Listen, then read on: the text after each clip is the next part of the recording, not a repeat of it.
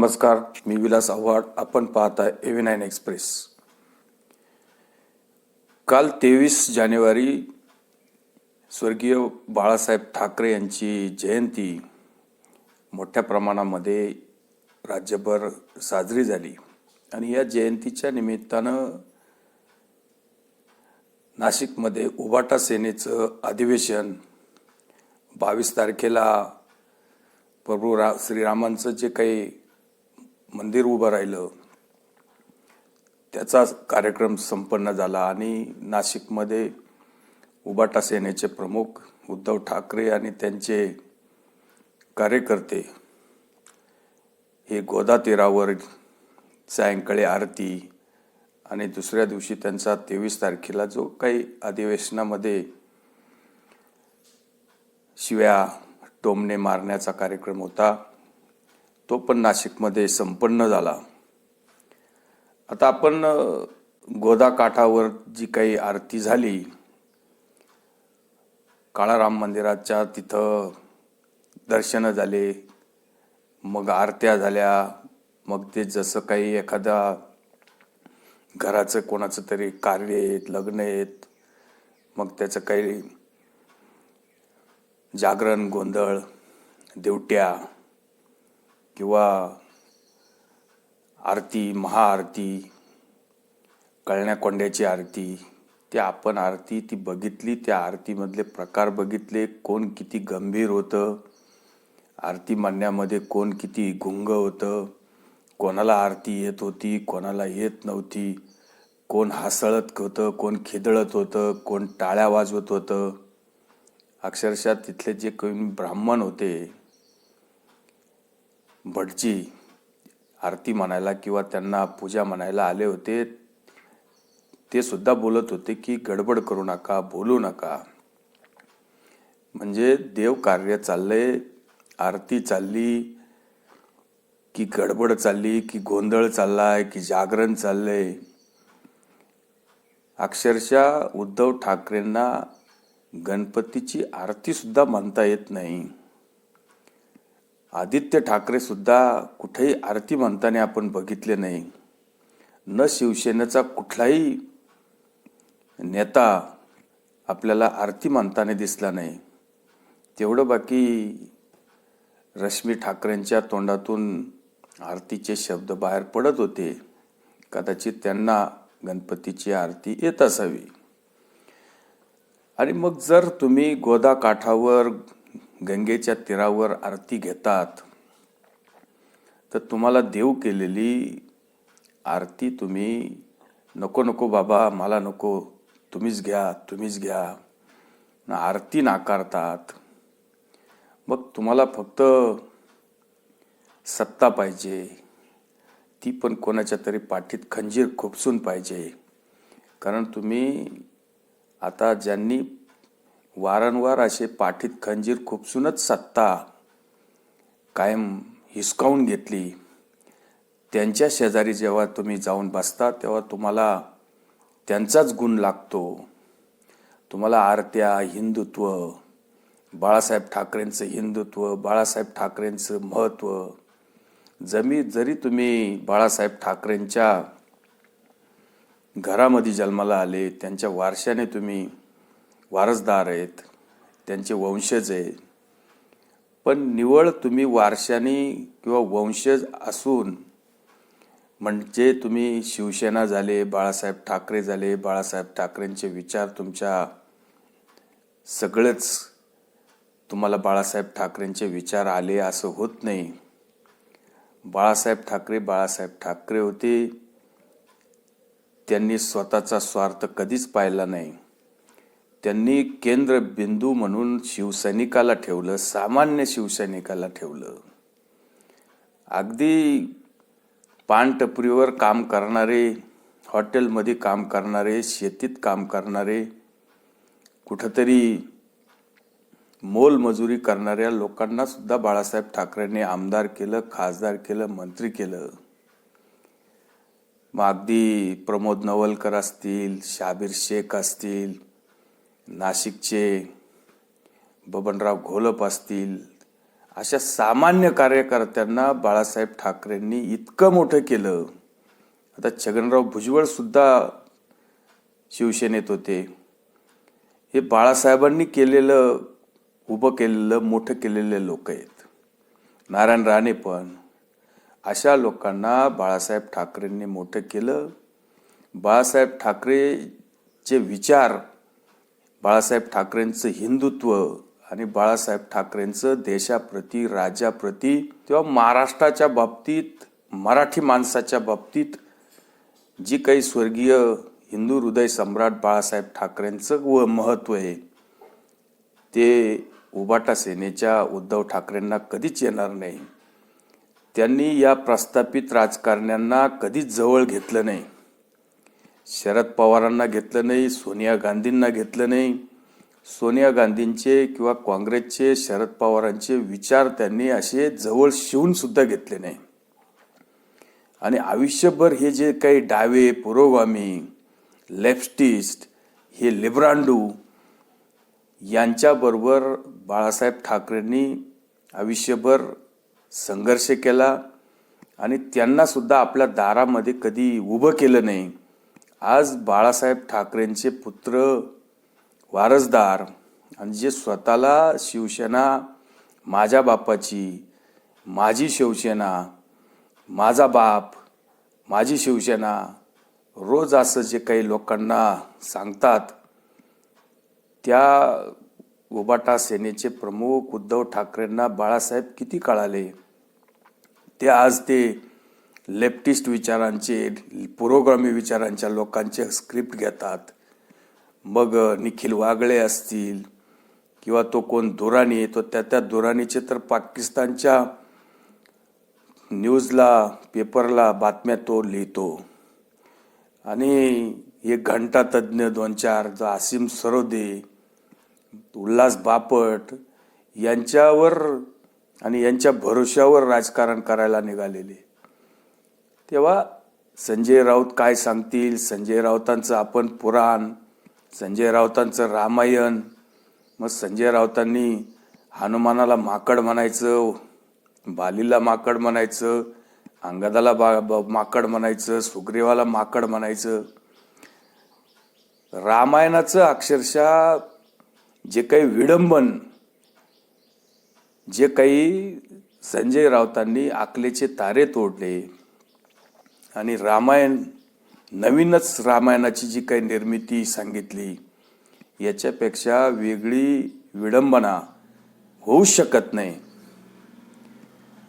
जे काही बोलायचं, मग दिल्लीचा रावण, मुंबईचा रावण, नाशिकचा रावण, तो पण रावण असा होता, हा पण रावण तसा होता, तो रावण सुद्धा, त्याचा सुद्धा पराभव झाला, ह्या रावणाचा सुद्धा पराभव होईल. आणि मग रामाने 14 वर्षाचा वनवास भोगला. मग उपमा द्यायची उद्धव ठाकरेंना राम म्हणायचं, मोदींना, शहांना किंवा एकनाथ शिंदेंना, यांना, देवेंद्र फडणवीसांना रावण म्हणायचं. आणि संजय राऊत स्वतःला हनुमान समजतात. म्हणजे त्यांनी अशा पद्धतीचं जे काही वर्णन, सोन्याचा चमचा घेऊन जन्माला आलेलं हे प्रोडक्ट, यांनी कोणतं राज्यासाठी, महाराष्ट्रासाठी आंदोलन केलं? कधी रस्त्यावर उद्धव ठाकरे आपल्याला दिसले? कधी कोणत्या घटनेला न्याय दिला? कधी कोणत्या गोष्टीला न्याय मिळवून दिला? बाळासाहेब ठाकरेंच्या आयत्या पिठावर रेगा ओढलेले उद्धव ठाकरे यांना यांचा स्वतःचा पक्ष सुद्धा सांभाळता आला नाही. पक्षाची वाताहत केली, अक्षरशः पक्षाचं वाटोळं केलं. आणि मग हे राम, बरं यांच्यावर कुठला अन्याय कोणी केला? यांना कुठला संघर्ष करण्याची वेळ आली? यांना ज्यांनी सांभाळलं, ज्यांनी पक्ष मोठा केला, यांच्या जीवावर यांचे 18 खासदार निवडून आले, 63-80 पर्यंत आमदार निवडून आले. तुम्ही त्यांच्या पाठीमध्ये खंजीर खुपसून जेव्हा स्वतःला रामाची उपमा देतात आणि दुसऱ्याला बाकी रावण बोलायचं. खरं तर अशा ह्या पुण्यनगरीमध्ये, नाशिकमध्ये किंवा प्रभू श्रीरामांच्या पदस्पर्शाने पावन झालेल्या नगरीमध्ये रावणाचा विचारच करायची गरज नव्हती. तुम्ही रामाचं गुणगान गाऊ शकत होतात किंवा हनुमानाचे गुणगान करू शकत होतात, पण ही गोष्ट त्यांना येणार नाही.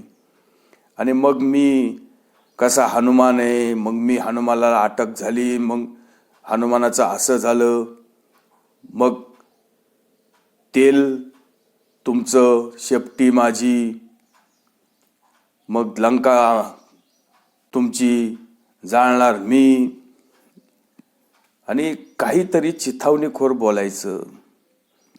म्हणजे संजय राऊतांना असं म्हणायचे की तुम्ही काळजी करू नका, महाराष्ट्र पेटवण्याची जबाबदारी माझी.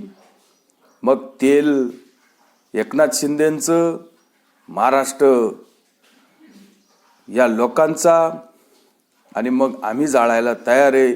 तुमच्या आदेशाची सुद्धा गरज नाही. आम्ही बाकी महाराष्ट्र पेटवणार आणि जितका पेटवायचा तितका पेटू, तुमच्या परवानगीची सुद्धा गरज नाही. अशा प्रकारचे विधानं करायचे, अशा प्रकारचं रामायणाची विडंबना करायची आणि वेडवाकडं फक्त टोमणे मारायचे. उद्धव ठाकरेंनी काहीतरी याला भेकड म्हणायचं, त्याला पाताळात गाडायचं, याला पाडायचं, त्याला तुडवायचं, ही भाषा करायची. नरेंद्र मोदींच्या बाबतीत फक्त वेडवाकडं बोलायचं. आता रामाचं झालं, आता कामाचं बोला. अरे राम तुम्हाला किती समजला? प्रभू रामचंद्रांच्या बाबतीत तुमचे विचार काय? 2 ओळी तरी रामाच्या बाबतीत बोला. हिंदू हृदय सम्राटांचे तुम्ही चिरंजीव आहात. तुम्हाला राम किती कळाला? तुमच्या आयुष्यात राम किती आला? तुम्हाला रामायणातले किती दाखले माहिती आहे? रामायणातला कुठला अध्याय तुम्हाला माहिती आहे? राम कसा होता? राम कसा जगला? राम काय होता? रामातून तुम्ही काय घेतलं? ही गोष्ट जरी तुम्ही 4 ओळी लोकांना आपल्या भाषणातून सांगितल्या असत्या तरी बरं वाटलं असतं. पण उगाच आकाड तांडव करायचा आणि मुंबई अशी, मग गुजरात तसं, मग मोदींचं लोकांसाठी किंवा देशासाठी मन की बात आणि गुजरातसाठी धन की बात. फक्त शब्दाला शब्द जोडायचा आणि टोमणे मारायचे. आणि हाच प्रकार एकूण आपण ह्या सगळ्या गोष्टी पाहिल्या. अक्षरशः ह्या लोकांचं 2.5 वर्षामध्ये जे काही यांनी कोट्यावधी रुपयाची कमाई केली, ही यांची आता बंद झाली. याच्यामुळं हे इतके फ्रस्ट्रेट झालेले, हे राज्यामध्ये काहीही करू शकतात. कायदा आणि सुव्यवस्थेची परिस्थिती बिघडू शकतात. अक्षरशः राज्य पेटू शकतात. आणि संजय राऊतांना नक्की तेच करायचे. संजय राऊतांना राज्य अस्थिर करायचे. राज्याची जी काही सुरळीत परिस्थिती चालली ती खराब करायची आहे. त्याच्यामुळे हे सगळे यांना हिंदुत्व आणि यांचं बाळासाहेब यांना काही देणं घेणं नाही. यांना फक्त आपली वसुली, आपला प्रपंच, आपले मुलं बाळं, घर कोंबड्यासारखं घरामध्ये आपण 2.5 वर्ष बसलात. 2.5 दिवससुद्धा घरातून मंत्रालयामध्ये सामान्य लोकांचे काम करण्यासाठी आपण बाहेर पडला नाही. आणि आपण बाकी मोदींच्या विकासावर, मोदींच्या कामावर बोलायचं, मोदींच्या तपश्चर्येवर बोलायचं, तपावर बोलायचं, उपवासावर बोलायचं. अरे तुमची 2 ताससुद्धा उपाशी राहायची लायकी नाही. तुम्ही मोदींच्या 11 दिवसाच्या अनुष्ठानावर बोलतात.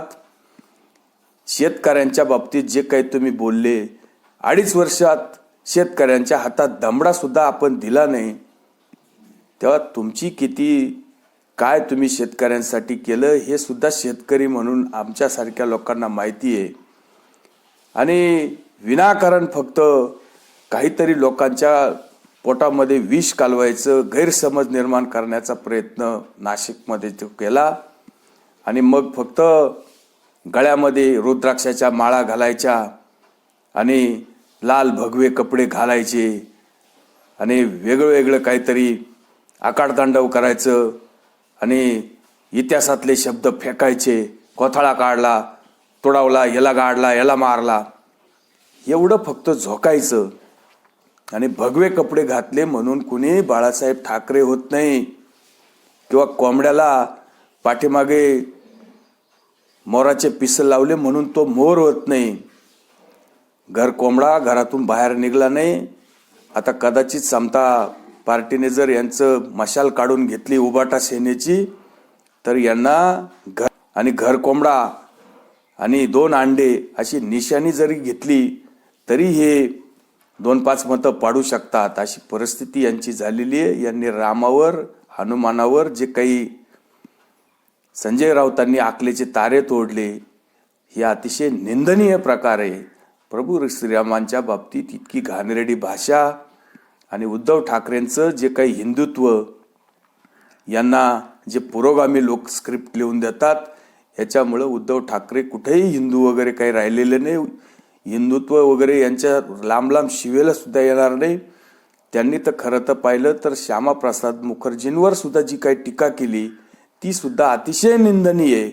तेव्हा उद्धव ठाकरेंचा आणि हिंदुत्वाचा काडी मात्रही संबंध राहिला नाही. इतकंच आपल्याला सांगायचं होतं. तुर्तच थांबतो. व्हिडिओ आवडला असेल तर लाईक करा, शेअर करा, सबस्क्राईब करा. नमस्कार.